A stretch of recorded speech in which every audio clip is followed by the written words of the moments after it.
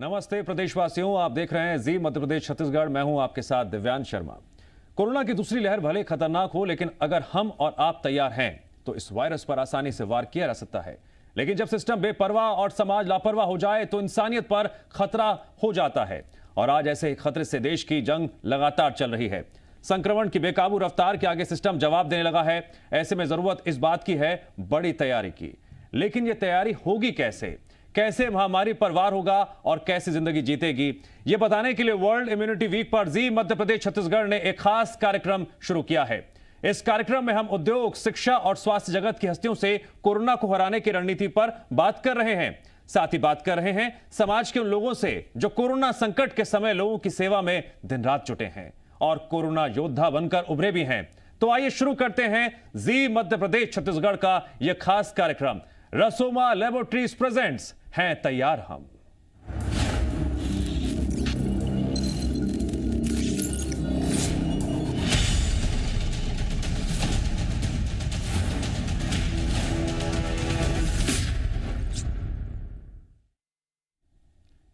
आज हमारे साथ जो खास मेहमान जुड़ रहे हैं, सबसे पहले आपको मिलवाते हैं। हमारे साथ ग्रीन सिटी हॉस्पिटल भोपाल के डायरेक्टर डॉक्टर रविकांत सक्सेना जी जुड़ रहे हैं। डॉक्टर रविकांत जी, आपका बहुत बहुत स्वागत है सर। सर, मेरा पहला सवाल यह है कि एक तरफ हर किसी के जहन में अपनी ज़िंदगी में किस दिशा में आगे बढ़ना है, एक सोच होती है, एक दिशा होती है। आपने मेडिकल क्षेत्र ही क्यों चुना?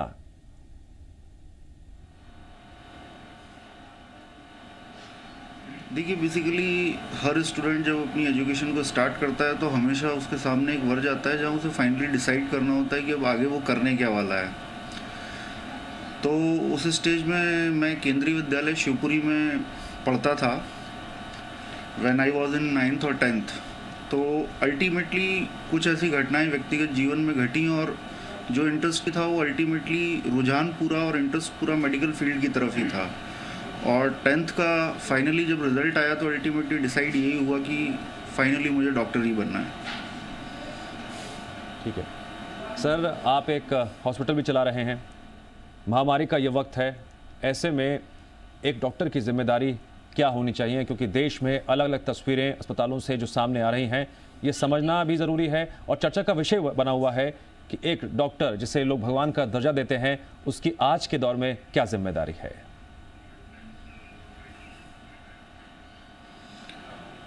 देखिए, सबसे बड़ी जिम्मेदारी तो being as a director society के प्रति और स्टाफ के प्रति, क्योंकि जो रिस्पॉन्सिबिलिटी है एज ए डायरेक्टर वो सबसे पहले तो आपकी टीम की आपके ऊपर होती है।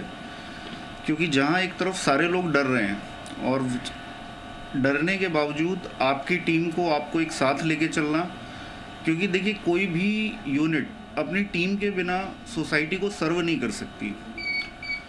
अल्टीमेटली एक आदमी कभी कुछ नहीं कर सकता, इट्स अ टीम वर्क। तो सबसे पहले तो आपकी एम्प्लॉयज़ की सेफ्टी, और एम्प्लॉयज़ की सेफ्टी के बाद फिर जो आप सर्व सोसाइटी को करते हैं। और डॉक्टर होने के नाते जो अभी का सिचुएशन है इस समय, जो पूरा देश जिस चीज़ को देख रहा है और समझ रहा है, अल्टीमेटली मैं सबसे इम्पॉर्टेंटली यही कहना चाहूँगा कि अभी कोरोना को लेके जो पैनिकफुल सिचुएशन बना हुआ है, सबसे पहले तो लोग घबराना बंद करें। क्योंकि हम बीइंग एज ए डॉक्टर ये बहुत नोटिस कर रहे हैं कि 60% से ऊपर के जो पेशेंट, 60% पेशेंट्स पैनिक होने के वजह से अपनी सिचुएशन को और ज़्यादा डिज़ास्ट्रस बना रहे हैं। घबराने की ज़रूरत नहीं है, घबराइए मत। घबराने से हम अपनी बीमारी को अपने हाथ से 80% से ज़्यादा विग्रस बना रहे हैं, अपने हाथ से। बिल्कुल, आपने बहुत अहम बात कही है सर कि कोरोना से अगर लड़ना है तो अपने मनोबल को हमें मजबूत रखना होगा। कोरोना को हराना है, इससे हारना नहीं है। सर, मैं एक व्यक्तिगत बात एक डॉक्टर से पूछना चाहूँगा। आपके कंधों पर एक बड़ी जिम्मेदारी है। इस वक्त बहुत सारे कोरोना वॉरियर्स भी आप देख रहे हैं जो बीमारी की चपेट में आ रहे हैं। कहीं आपके जहन में थोड़ा बहुत भी कहीं डर आता है, क्योंकि आपका जिस तरह से मूवमेंट रहता है पारिवारिक तौर पर, घरेलू तौर पर, और अगर डर नहीं है तो उसके पीछे क्या क्या वजह हैं? और साथ ही साथ आप खुद की सुरक्षा कैसे करते हैं? किन किन बातों का रोजमर्रा की जिंदगी में विशेष रूप से ख्याल रखते हैं?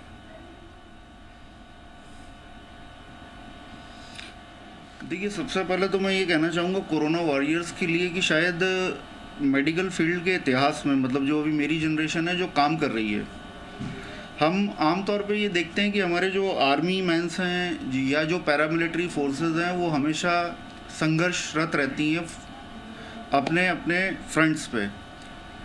शायद ये मेडिकल फील्ड वालों को देश सेवा का सबसे बढ़िया मौका मिला है, और जो मुझे लगता है एक देशवासी होने के नाते शायद ये हमारी जनरेशन की सौभाग्य की बात है। तो डरने वाली बात तो कहीं नहीं होती, क्योंकि हमारे देश के जो जवान हैं वो तो कभी नहीं डरते, और ये सवाल उनके सामने तो कभी नहीं आया, तो फिर हमारे सामने ये क्यों है? बिल्कुल। दूसरी बात रही सुरक्षा की, तो देखिए बात सुरक्षा की जहाँ तक है तो सभी अच्छे से जानते हैं, अब तो लास्ट 1 ईयर से हम इस चीज़ से नए नहीं हैं, हम सभी को पता है कि जो कॉमन प्रोटोकॉल्स हैं अगर हम उसका पालन ईमानदारी से कर लेते हैं तो बिल्कुल भी घबराने की ज़रूरत नहीं है। कुछ डाइट रेजिमेंट्स हैं, कुछ डेली रूटीन्स हैं, और जहाँ तक बात फ्रंटलाइन वर्कर्स के डरने की है तो उसका तो मैं सिर्फ इतना कहना चाहूँगा, आप अगर अच्छा काम कर रहे हैं तो आपको खुद पे इतना बिलीफ होना चाहिए, क्योंकि मैं पिछले भी अभी थोड़ी देर पहले आपसे कहा कि डरना नहीं है, डरना नहीं है। हाँ, क्योंकि डर गए तो वैसे ही काम खत्म है। डरना नहीं है, आप एक अच्छा काम कर रहे हैं तो आपका सेल्फ कॉन्फिडेंस इतना होना चाहिए कि ऊपर वाला जो भी करेगा आपके साथ सब अच्छा ही करेगा। सर आप प्लीज़ मुझे इस पर ज़रा आप थोड़ा सा और विस्तार से बताइए। कई पेशेंट्स को हम देख रहे हैं जिनका मनोबल स्थिर नहीं रहता है, मनोबल टूटता है, घबरा जाते हैं। अगर हम घबरा जाएंगे तो इससे फिर हमारी बॉडी पर इंटरनली क्या क्या नेगेटिव इम्पैक्ट्स पड़ते हैं। कई लोगों की ऑक्सीजन लेवल थोड़ी सी कम आती है, डरने लगता है। हम आंकड़ों पे देखते हैं किसी पेशेंट की, मरीज की मौत की खबर सुनते हैं तो डर और भी ज़्यादा बढ़ जाता है। ये डर किस तरह से घातक साबित हो सकता है, मैं चाहूँगा थोड़ा सा इस पर और विस्तार से बात करें सर। देखिए, जहाँ तक इस चीज़ की बात है तो सभी जानते हैं कि जो हमारी बॉडी की फिजियोलॉजी होती है वो बेसिकली आपकी सोच पे बहुत हद तक निर्भर करती है। एक आदमी है, अगर उसको 10 सीढ़ियाँ चढ़नी है तो 2 तरह के अप्रोचेस होते हैं कि एक, हम पहली सीढ़ी चढ़ें, हम बाकी की 9 की चिंता ना करें।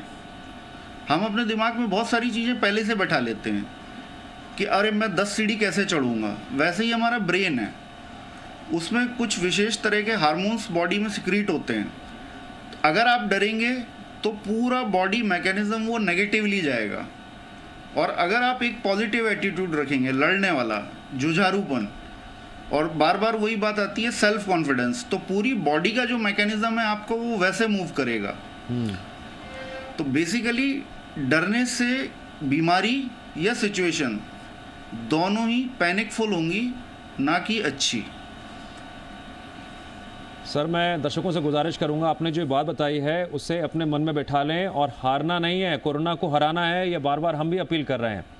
सर ये जो कोरोना की लहर आई है इसमें लोग और भी ज़्यादा डरे हुए हैं, लेकिन कुछ लोग हैं जो अभी भी बेपरवाह हैं। वो ये नहीं समझ रहे हैं कि हमें कोरोना गाइडलाइंस का पालन करना है, कोरोना से अपने आप को बचाना है, और सिर्फ अपने आप को नहीं, अपने आसपास के लोगों को, अपने परिवार वालों को भी। बदले हुए वक्त में, बदले हुए हालातों में कोरोना से बचने के लिए आज के दौर में क्या क्या कदम उठाए जाने बेहद ज़रूरी हैं सर? देखिए, सबसे पहले तो जो ये लापरवाह लोग हैं इनको अपनी देश के प्रति जिम्मेदारी को समझना होगा, समाज के प्रति अपनी जिम्मेदारी को समझना होगा।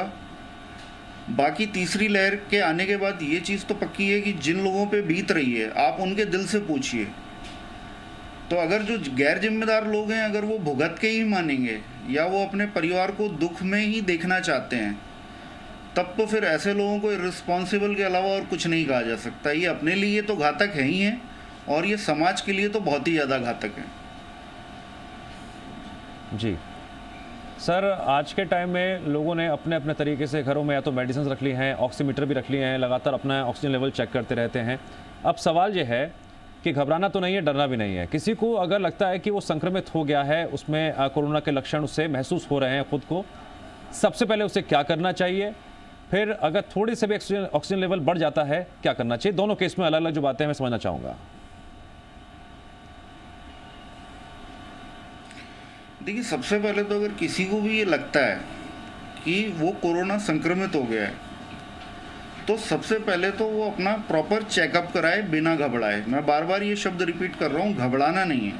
सभी डिस्ट्रिक्ट्स हेडक्वार्टर में, तालुक लेवल्स पे और मेजर सिटीज़ में गवर्नमेंट ने इन सभी चीज़ों के प्रॉपर इंतजाम किए हुए हैं। प्राइवेट सेक्टर भी अपनी तरफ से पूरी जान झोंक रहा है। आप प्रॉपरली वहाँ जाएं जहाँ आपको प्रॉपर राय मिले और सही राय मिले, in spite of going else and there. जैसे छोटी जगहों में ये बहुत दिक्कत आ रही है अभी, लेकिन most of the district headquarters और मेजर सिटीज़ में ये प्रॉब्लम नहीं है। आप प्रॉपर कंसल्टेशन लें और टाइम से लें।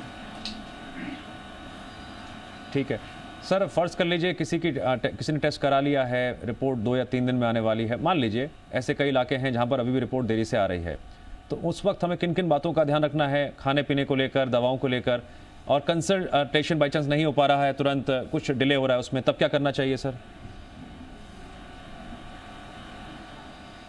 देखिए, सबसे पहले तो सभी लोग अपना जो ऑक्सीजन का सैचुरेशन प्रेशर होता है, जिसे हम SpO2 कहते हैं मेडिकल भाषा में, SpO2 आपका 94 के अगर ऊपर मेंटेन हो रहा है तो किसी भी तरीके से पैनिक नहीं होना है। दूसरा चीज़, जहाँ तक डाइटरी रेजिमेंट्स की बात है, विटामिन C वाले जितने भी फ्रूट्स हैं, लाइक संतरा वगैरह वगैरह, ऐसी चीज़ों का ज़्यादा इस्तेमाल करना है। दूसरी चीज़, लिक्विड डाइट को बढ़ावा देना है और अपने बॉडी का हाइड्रेशन प्रॉपर रखना है। कम से कम हर व्यक्ति को जिसको ऐसा लग रहा है कि उसको कोरोना हो सकता है या हो गया है, एटलीस्ट दिन में 5 से 6 लीटर पानी पिए और प्रोटीन डाइट अच्छी रखे। सर, आजकल एक और बात लगातार चर्चाओं में है कि अगर मुझे कोरोना हो गया है तुरंत मुझे अस्पताल में एडमिट हो जाना चाहिए, पता नहीं क्या होगा, मेरी तबीयत ना बिगड़ जाए। ये घबराहट वाली जो बात आपने पहले बताई थी, इसी जोड़कर ज़रा इस पर भी आप इस केंद्र बिंदु पर ज़रा विस्तार से बताइए, समझाइए किन लोगों के लिए ज़रूरी है कि वो अस्पताल जाएं या फिर घर में आइसोलेट रहते हुए अपने आप को होम क्वारंटीन रहते हुए डॉक्टर से कंसल्ट करें और अपना इलाज करवाएं।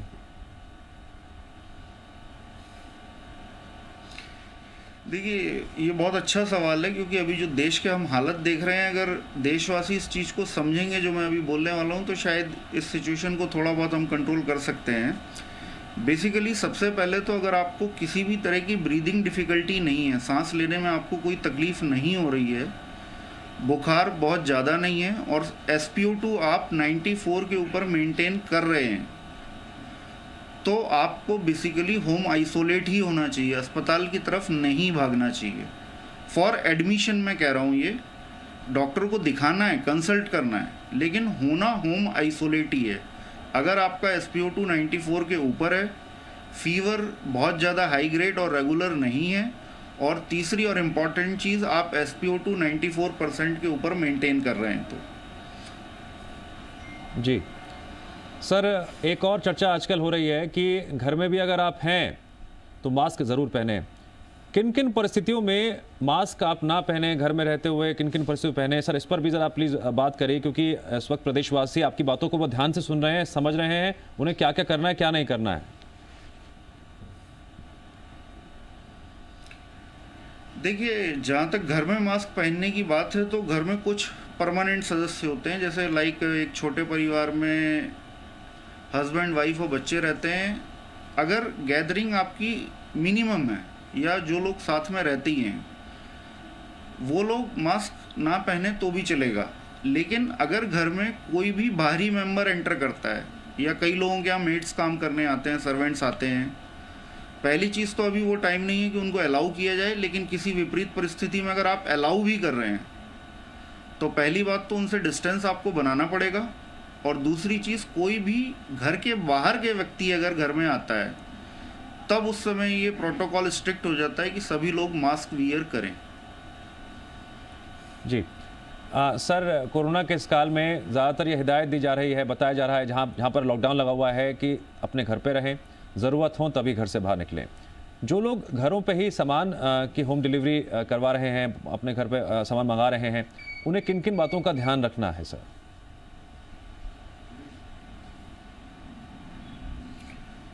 बेसिकली डायरेक्ट कांटेक्ट सबसे पहले अवॉइड करना है। कोई भी चीज़ अगर आपके घर में बाहर से आ रही है तो उसे इमीडिएटली तो एटलीस्ट आपको हाथ नहीं लगाना है।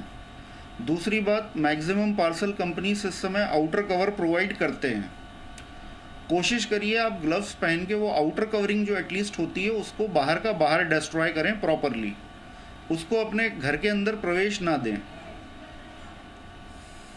सर, वर्ल्ड इम्यूनिटी वीक है तो मैं ज़रा वैक्सीनेशन पर भी बात करना चाहूँगा। 1 मई से तीसरे चरण की शुरुआत भी हो रही है। सर, वैक्सीनेशन को लेकर भी लोगों के जहन में अलग अलग तरह के थॉट्स हैं कि अगर हमने वैक्सीन ले लिया है तो फिर हमें कोरोना नहीं होगा।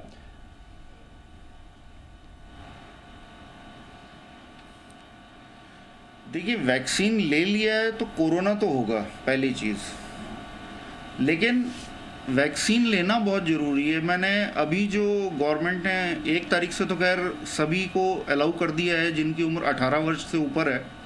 1 मई से हम सब उस मुहिम पे जुटेंगे। लेकिन जो देशवासियों का रुझान अभी तक का रहा है वो वैक्सीन के प्रति बहुत पॉजिटिव नहीं रहा है, जो कि बहुत गलत बात है। वैक्सीन लेने से कोरोना होगा नहीं होगा ये तो आपकी बॉडी की इम्यूनिटी डिसाइड करेगा, आपका एक्सपोजर फैक्टर डिसाइड करेगा।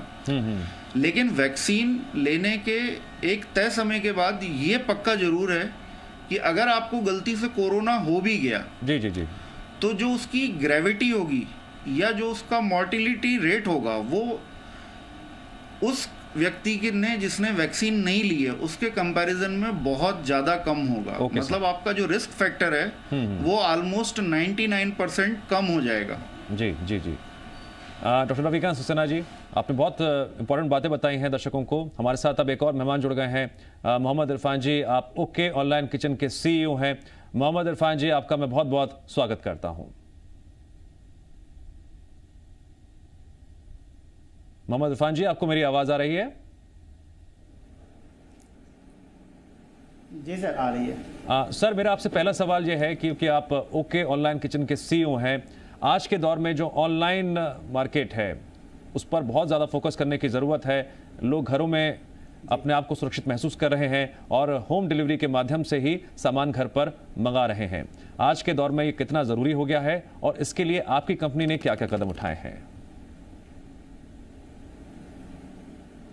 सर, ये हम लोगों ने अभी पिछले 8-9 महीने से हम लोगों ने इस पर पूरी तरह काम किया है और जितने भी जो लोग के घर में खाने को तकलीफ थी हम लोगों ने वहाँ पे खाना भी प्रोवाइड किया है। और ऑनलाइन किचन के माध्यम से हम लोगों ने एक ऐसा खाना प्रोवाइड किया है जिसमें आपका हेल्थ अच्छा हो, आप बीमार नहीं हो सके और अच्छे से अच्छा खाना कम से कम रेटों में हम लोगों ने प्रोवाइड करने की हद तक इम्कान कोशिश किया है।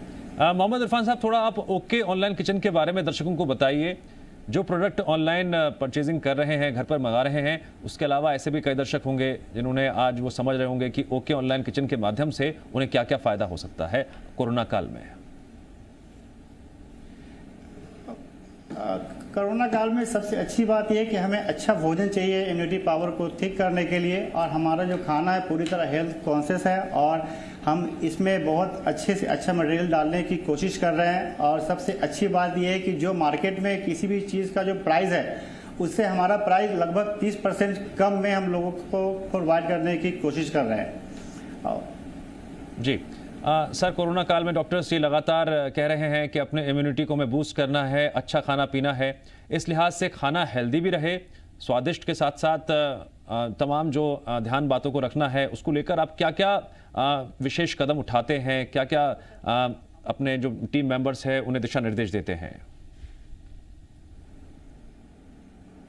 सर, हमारा खाना हेल्दी तो है ही सर, साथ में हम लोग को कि जो जितने भी किचन है हमारे खुद अपने लोग हैं और उस पर हम लोग विशेष ध्यान रख रहे हैं। तेल पे, मसाले पे, खाने पे, चावल पे, हर चीज़ पे हम लोग ध्यान रखें ताकि इस खाने से लोग हेल्थी महसूस कर सकें, क्योंकि कोरोना काल की स्थिति में हमारा हेल्दी खाना ही सबसे अच्छी मतलब एक मेडिसिन का काम करेगा सर। तो हम लोगों ने इस पे बहुत विशेष ध्यान दिया है और गरीब से गरीब लोगों तक हम लोग खाने पहुंचाने की प्रयास किया है कोरोना काल की स्थिति में पिछले 8 महीनों 9 महीनों में हम लोगों ने। लेकिन हम लोगों ने कोई सोशल मीडिया पे या कोई भी फोटो वगैरह हम लोगों ने ये नहीं भेजा ताकि हम लोग एक सेवा कर सके। और अभी ऑनलाइन किचन के माध्यम से हम लोग पूरे भारत में इसको लाना चाह रहे हैं। अभी हमारा हेड ऑफिस दिल्ली में है, वहाँ से हम पूरे भारत में आना चाहते हैं। कम से कम पैसों में अच्छे से अच्छा खाना प्रोवाइड करना हमारा ये सोच है, हमारा ये मिशन है। सर, मैं आपकी टैगलाइन देख रहा था कि हम रखते हैं आपका ख्याल। आज के दौर में ये ज़रूरी भी हो गया है कि सब एक दूसरे का ख्याल रखें, रोज़मर्रा की ज़िंदगी हो या खाने पीने की जो ज़रूरत का सामान है। ऐसे में सर ओके ऑनलाइन किचन किस तरह से लोगों की मदद कर रहा है? जी, ऑनलाइन किचन के माध्यम से हम लोगों को इस तरीके से भी मदद करते हैं कि जैसे आपको कोई खाना ऑर्डर करनी है सर, तो सबसे पहले तो हम 30% के कम में हम लोग, जैसे किसी बिरयानी का सपोज कीजिए, अगर मार्केट में बिरयानी 100 रुपए का है तो हम उसको 70 रुपए में बिरयानी प्रोवाइड कर रहे हैं और प्लस उसको होम डिलीवरी करके दे रहे हैं, तो काफ़ी उसको बचत कर रहे हैं सर। उसके अलावा जो गरीब तबके के लोग हैं जिनके पास बिरयानी खाने का शौक तो है लेकिन उनके पास पैसे, तो हम उनके पास 50 रुपए तक की बिरयानी प्रोवाइड करने की कोशिश कर रहे हैं सर। जी, मोहम्मद इरफान साहब, आपकी जो टीम है ओके ऑनलाइन किचन से जुड़ी हुई, इस कोरोना काल में वो भी तमाम तरह की दिक्कतों का सामना करना उन्हें पड़ रहा होगा, तो गाइडलाइंस के तहत आप उन्हें किस तरह से आप एक टीम के तौर पर गाइडलाइंस देते हैं, दिशा निर्देश देते हैं, और बाकी कंपनियों से आपकी जो कंपनी है, टीम मेंबर्स हैं, वो किस तरह से आगे भी बढ़ रहे हैं और तमाम बातों का गाइडलाइंस का पालन भी कर रहे हैं और लोगों तक स्वादिष्ट और जायकेदार होने के साथ साथ सेहतमंद खाना पहुंचा रहे हैं?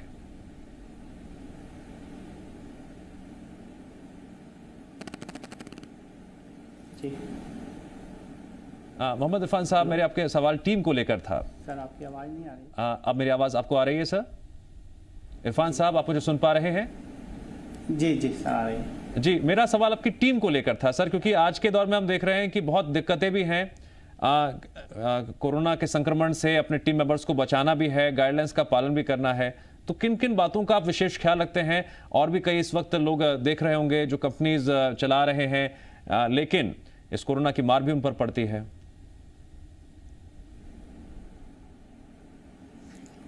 सबसे पहले तो हम लोग साफ सफाई के अलावा सबसे पहले साफ सफाई पे ध्यान दे रहे हैं, और जो हमारे बंदे हैं वो बिल्कुल उनके पास जब जा रहे हैं डिलीवरी लेकर के तो पूरी तरह सैनिटाइज होके जा रहे हैं, मास्क लगा के जा रहे हैं, और हम जो खाना उनको प्रोवाइड कर रहे हैं तो बिल्कुल साफ सुथरे तरीके से उसको देने की कोशिश कर रहे हैं सर। जी, इरफान साहब, आप समाज को क्या संदेश देना चाहेंगे? इस कोरोना काल में लोग तमाम तरह की दिक्कतों से भी जूझ रहे हैं, हम रोज़मर्रा की ज़िंदगी में अपने मनोबल को रोज़ाना बढ़ा रहे हैं कि कोरोना को हराना है, कोरोना से लड़ना है, अपने मनोबल को किसी भी दिन कम नहीं होने देना है। अच्छा खाएंगे तभी तो हम कोरोना से लड़ पाएंगे सर। बस सर बिल्कुल सर, हमें अच्छा खाना खाना है और अपनी इम्यूनिटी पावर को कमज़ोर नहीं करना, हमें सोचना नहीं है। अगर हम सोचते हैं कि यदि मुझे कुछ हुआ है तो बिल्कुल हमें कुछ ना कुछ हो जाएगा सर, इसलिए हमें सोचना कुछ भी नहीं है। आप निश्चिंत रहिए और सैनिटाइजर का इस्तेमाल कीजिए, मास्क लगाइए, घर से बाहर मत निकलिए, क्योंकि सर अगर लूडो अपन खेलते हैं और जो गोटी अगर वो घर में होता है वो कभी भी मरता नहीं या उसे कोई मार नहीं सकता सर। इसी तरीके से अगर हम सेफ मोड में अगर घर में हैं तो हमें कुछ भी नहीं होने वाला है सर। हमें सुरक्षित रहना है और घर से बाहर नहीं जाना है बिना वजह से, हमें फालतू घर से बाहर निकलने की जरूरत नहीं है, हमें घर में सेफ रहना है, क्योंकि हमारे सरकार ने भी अभी देखा जा रहा है, छत्तीसगढ़ की सरकार ने काफी कोशिशें की है लोगों को अच्छे से अच्छा सुविधा प्रोवाइड कराने की, हमें उस सुविधा का लाभ भी लेना है सर। डॉक्टर नवीर प्रकाश, मोहम्मद इरफान, आप दोनों ही मेहमानों का बहुत बहुत शुक्रिया। कोरोना संकट काल में आपके विशिष्ट योगदान के लिए जी मध्य प्रदेश छत्तीसगढ़ आपको सम्मानित करता है।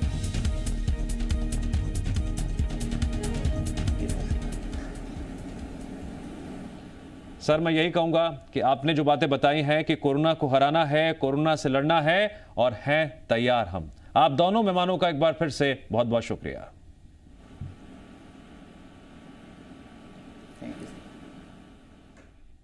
और यहां वक्त है ब्रेक का।